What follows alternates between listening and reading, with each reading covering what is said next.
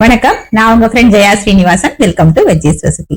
இன்னைக்கு நம்ம veggies recipe கிச்சன்ல ஏகாதசிக்கான பலகாரம் ரெசிபி பார்க்க போறோம். இந்த ரெசிபி வயசானவா, மருந்து மாத்திரை சாப்பிடுறவா, உபவாசம் ஃபுல்லா இருக்க முடியாதவாளுக்காக மட்டும்தான். ஒருவேளை நிர்ஜலமா உபவாசம் இருக்கேன் அப்படின்னா அது ரொம்ப நல்ல விஷயம். நீங்க இந்த ரெசிபிய ஏகாதசி இல்லாத மத்த நாட்கள்ல பண்ணிக்கலாம். உடம்புக்கும் நல்லது, டேஸ்டாவும் இருக்கும். இந்த ரெசிபி கர்நாடகா கோஸ்டல் ரீஜன்ல ரொம்ப ஃபேமஸ். மேங்களூர் அந்த சைட்லாம் ரொம்ப ரெகுலரா பண்ணக்கூடிய ஒரு ரெசிபி, வெள்ளரிக்காய் இட்லி. இந்த வெள்ளரிக்காய் இட்லிக்காக அரிசி உளுந்து ஊற வைக்க வேண்டிய வேலையும் இருக்காது. சோடா ஈனோ எதுவுமே சேர்க்காமலே இந்த இட்லி நல்லா சாஃப்டா வரும். ஃபர்மெண்டேஷனும் தேவையில்லை, உடனே நம்ம பண்ணிக்கலாம்.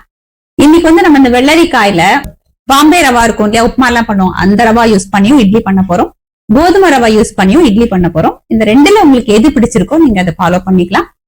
இதையே அரிசி ரவா யூஸ் பண்ணி கூட நான் போன வருஷம் இட்லி ரெசிபி போட்டிருக்கேன், அதுவுமே நல்லா இருக்கும். வெள்ளரிக்காய் அப்படிங்கறதுனால நல்ல ஃபைபர் ரிச்சாவும் இருக்கும், எண்ணெயும் ரொம்ப அதிகமா இருக்காது, ஃபில்லிங்காவும் இருக்கும், ரொம்ப நேரம் பசிக்காமையும் இருக்கும், டேஸ்டும் அட்டகாசமா இருக்கும். ஃபர்ஸ்ட் டைம் சேனலை பாக்குறீங்கன்னா ப்ளீஸ் சப்ஸ்கிரைப் பண்ணுங்க. பெல் ஐகானை கிளிக் பண்ணி ஆல் ஆப்ஷன் கொடுத்துட்டீங்கன்னா நான் போடக்கூடிய எல்லா வீடியோஸும் குயிக்கா உங்களுக்கு ரீச் ஆகும். வாங்க, ஈஸியா அதே நேரம் நல்ல டேஸ்டியான வெள்ளரிக்காய் இட்லி குயிக்கா எப்படி பண்றதுன்னு பார்க்கலாம். 2 வெள்ளரிக்காய் எடுத்துட்டு இருக்கேன். இது நம்ம கிரேட் பண்ணி எடுத்துக்கணும். ஒருவேளை தோல் மெல்லிசா இருக்கு, உள்ள விதையெல்லாம் இல்லாம இருக்குன்னா அப்படியே நம்ம துருவிக்கலாம். தோல் கொஞ்சம் கனமா இருக்கு, விதையும் இருக்குன்னா தோலையும் எடுத்துட்டு இந்த விதைகள் எல்லாத்தையும் எடுத்துட்டு நம்ம கிரேட் பண்ணி எடுத்துக்கணும். துருவின வெள்ளரிக்காய இந்த கப்ல அளந்து ஒரு பவுல்ல சேர்த்துக்கலாம். இந்த கப்ல 2 கப்பு நான் சேர்த்திருக்கேன். அதே கப்ல 1 கப்பு உப்புமா ரவா, பாம்பே ரவா சொல்லுவோம் இல்லையா, அந்த ரவா பாருங்க இது போல இருக்கு. வறுத்த ரவா, வறுக்காத ரவா எது வேணாலும் நம்ம சேர்த்துக்கலாம். ஒரு மிக்சி ஜார்ல நம்ம ரவா வெள்ளரிக்காயில அளந்தோம் இல்லையா, அதே கப்ல 1 கப்பு தேங்காய் துருவல், 2 பச்சை மிளகாய், 1 இன்ச் இஞ்சி தோல் சீவிட்டு ரஃபா கட் பண்ணிருக்கேன், ஒரு கைப்பிடி அளவுக்கு கொத்தமல்லி நல்லா வாஷ் பண்ணிட்டு இந்த தண்டோடையே நம்ம சேர்த்துக்கலாம். தண்ணி விடாம இதை நல்லா நம்ம கிரஷ் பண்ணி எடுத்துக்கணும். பாருங்க, இதை போல நான் கிரஷ் பண்ணி எடுத்துட்டு இருக்கேன்.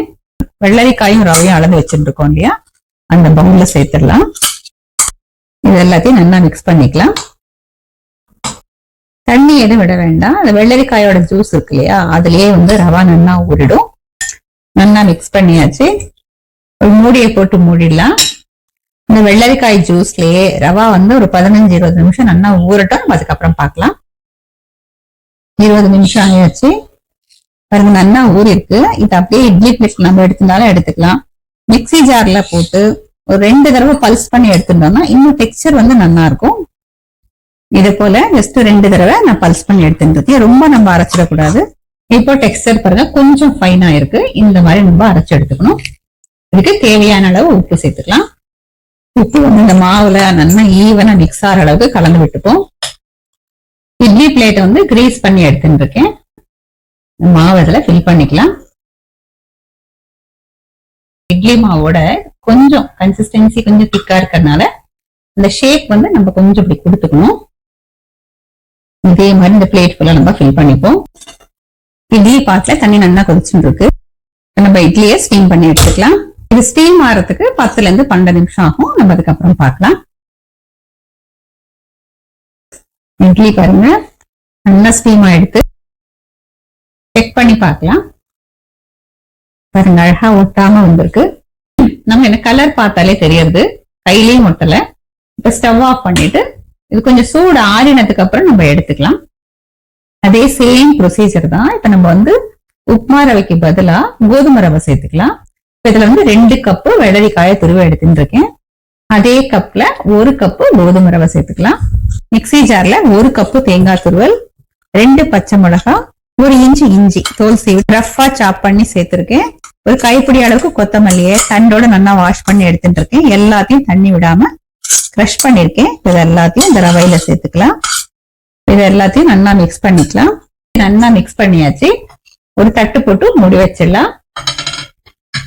இது ஒரு அரை மணி நேரம் ஊறட்டும். நம்ம அந்த பாம்பே ரவா ஒரு 1/4 மணி நேரம் 20 நிமிஷம் ஊறினாலே போதும். ஆனா கோதுமை ரவை அப்படிங்கறதுனால ஒரு அரை மணி நேரம் நம்ம ஊற வச்சுக்கலாம். இதை நல்லா ஊறட்டும், அதுக்கப்புறம் பார்க்கலாம்.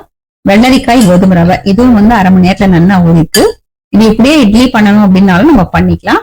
மிக்ஸி ஜார்ல போட்டு 2 தடவை பல்ஸ் பண்ணி எடுத்துட்டோம்னா இன்னும் கொஞ்சம் டெக்ஸ்டர் நல்லா இருக்கும். பாருங்க, இதை போல அரைச்சு எடுத்துட்டு இருக்கேன். தேவையான அளவுக்கு உப்பு சேர்த்துக்கலாம். நல்லா மிக்ஸ் பண்ணி விட்டுடுவோம். இட்லி பிளேட் வந்து கிரீஸ் பண்ணி எடுத்துட்டு இருக்கேன். அப்படியே வந்து நம்ம கொஞ்சம் நல்லா ஷேப் பண்ணிக்கணும் பண்றதுக்கு. கோதுமை ரவை வெள்ளரிக்காய் இட்லியும் நான் ஸ்டீம் பண்றதுக்கு நான் வச்சிருக்கேன். மூடி போட்டு மூடிடலாம். இது வேகிறதுக்கு 10ல இருந்து 12 நிமிஷம் ஆகும். நம்ம அதுக்கப்புறம் பார்க்கலாம். கோதுமை ரவை வெள்ளரிக்காய் இட்லியும் பாருங்க நல்லா அழகா வெந்துட்டு செக் பண்ணி பார்க்கலாம். பாருங்க, ஒட்டாம வந்திருக்கு. இதுவும் கொஞ்சம் சூடு ஆறுனதுக்கு அப்புறம் நம்ம எடுத்துப்போம். வெள்ளரிக்காயும் பாம்பே ரவையும் சேர்த்த இட்லி பாருங்க நல்லா சாஃப்டா வந்திருக்கு. உள்ளேயும் பாருங்க அருமையா இருக்கு. நல்லா வாசனையா டேஸ்டா சாஃப்டாவும் இருக்கும். வெள்ளரிக்காய் கோதுமை ரவை சேர்த்த இட்லி இதுவும் நல்லா பஞ்சு போல சாஃப்டா இருக்கும். பாம்பே ரவை வேண்டாம் அவாய்ட் பண்ணணும்னு நினைக்கிறவாளுக்கு இந்த கோதுமை ரவை இட்லி பண்ணிக்கலாம். இதுவும் டேஸ்ட், பிளேவர், டெக்ஸ்டர் எல்லாமே நல்லா இருக்கும். பாருங்க, நல்லா இஞ்சி, பச்சை மிளகா, கொத்தமல்லி, தேங்காய் வாசனையோட அருமையா இருக்கும். நல்லா குவிக்காவும் ஈஸியாவும் வெள்ளரிக்காயில உப்மா ரவை இட்லியும் கோதுமை ரவை இட்லியும் ரெண்டுமே நம்ம ரெடி பண்ணிட்டோம். ரெண்டும் ஒரே மெத்தட் தான். ரவையை மட்டும் நம்ம மாத்தி சேர்த்துக்கலாம். 2 இட்லியுமே சூப்பரா வந்திருக்கு. எவ்வளவு சாஃப்டா வந்திருக்கு அப்படிங்கறத நம்ம பார்த்துட்டோம். இப்ப நம்ம டேஸ்ட் பண்ணி பார்க்கலாம். ஃபர்ஸ்ட் நம்ம கோதுமை ரவை யூஸ் பண்ணி பண்ணோம் இல்லையா, அந்த இட்லியை டேஸ்ட் பண்ணி பார்க்கலாம். சூப்பரா இருக்கு, நல்லா சாஃப்டா இருக்கு. நம்ம இதுல சேர்த்துக்கிற பச்சை மிளகாய், இஞ்சி, தேங்காய், கொத்தமல்லி அந்த வாசனையோட அருமையா இருக்கு. அந்த கோதுமை ரவை டெக்ஸ்டரும் வந்து ரொம்ப நல்லா இருக்கு. இப்ப நம்ம உப்மா ரவா சேர்த்து பண்ணோம் இல்லையா, பாம்பே ரவா, அந்த இட்லியை டேஸ்ட் பண்ணி பார்க்கலாம்.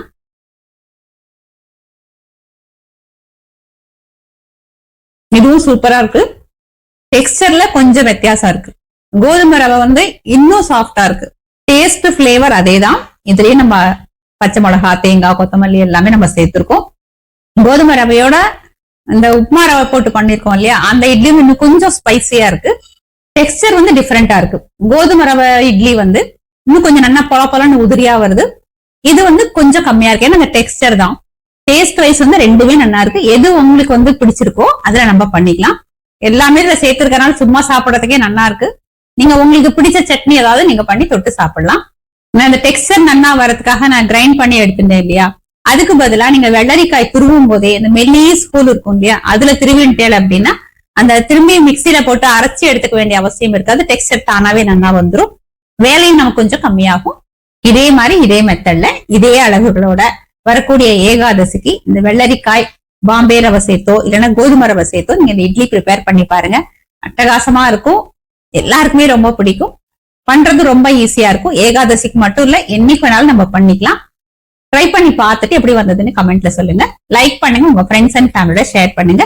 புது ரெசிபியோட நாளைக்கு நான் உங்களை மீட் பண்றேன். தேங்க்ஸ் ஃபார் வாட்சிங்.